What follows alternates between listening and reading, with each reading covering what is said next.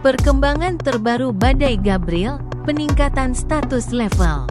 Badai Gabrielle kini telah menjadi badai, tetapi diperkirakan masih akan melewati timur Bermuda pada hari Senin.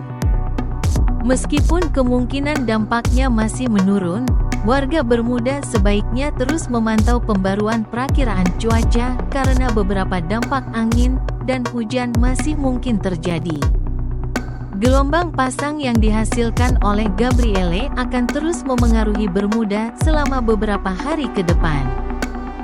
Gelombang pasang ini kini mencapai pantai timur Amerika Serikat dari Carolina Utara ke utara, serta Kanada Atlantik, dan diperkirakan akan terus berlanjut hingga awal minggu ini.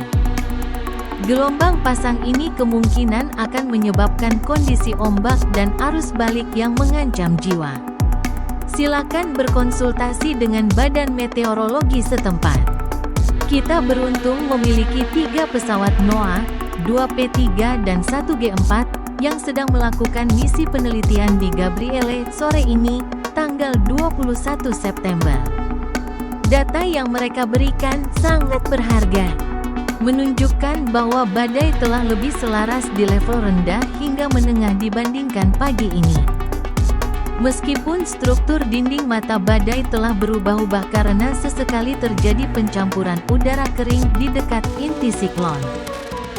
Angin tertinggi pada level penerbangan 750B mencapai kecepatan 80 mil per jam, 70 knot, yang dengan reduksi tipikal 0,85 mendukung kecepatan 70 mil per jam, 60 knot.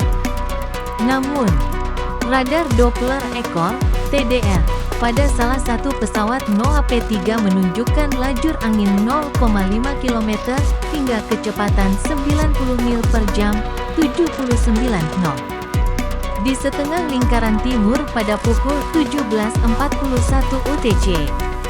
Menggunakan faktor pengurangan 0,80 yang lebih konservatif untuk level ini mendukung intensitas 75 mil per jam, 65 knot, dan Gabrielle telah menjadi badai.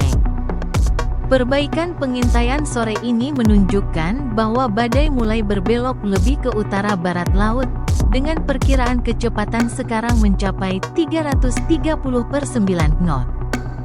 Penalaran lintasan dalam jangka pendek tetap sama seperti pagi ini, dengan Gabrielle mengitari tepi barat punggungan subtropis, yang seharusnya memungkinkan badai berbelok ke utara dan kemudian ke timur laut selama beberapa hari ke depan.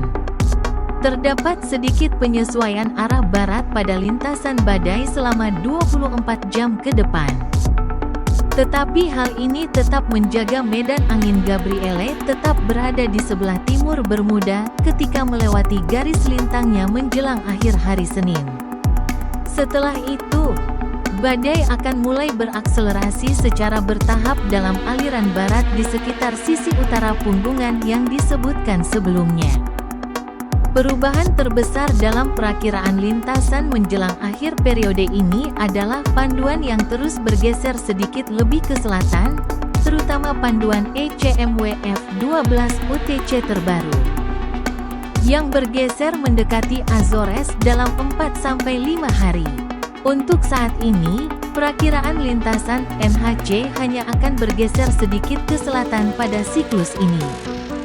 Memilih untuk tetap mendekati panduan konsensus yang andal, TVCN dan HCCA, meskipun ada kemungkinan beberapa penyesuaian ke selatan akan diperlukan dalam perakiraan selanjutnya.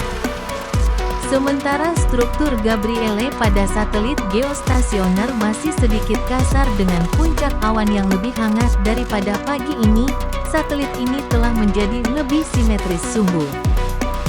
Dan lintasan gelombang mikro AMSR2 baru-baru ini pada pukul 17.33 UTC menunjukkan cincin-cian 37 GHz yang lebih tebal daripada yang diamati pagi ini. Panduan DTOPS pukul 18 UTC, yang berhasil memprediksi periode intensifikasi cepat Erin awal tahun ini, sekarang menunjukkan peluang 62 hingga 76% peningkatan intensitas sebesar 35 mil per jam, 30 knot, selama 24 jam ke depan.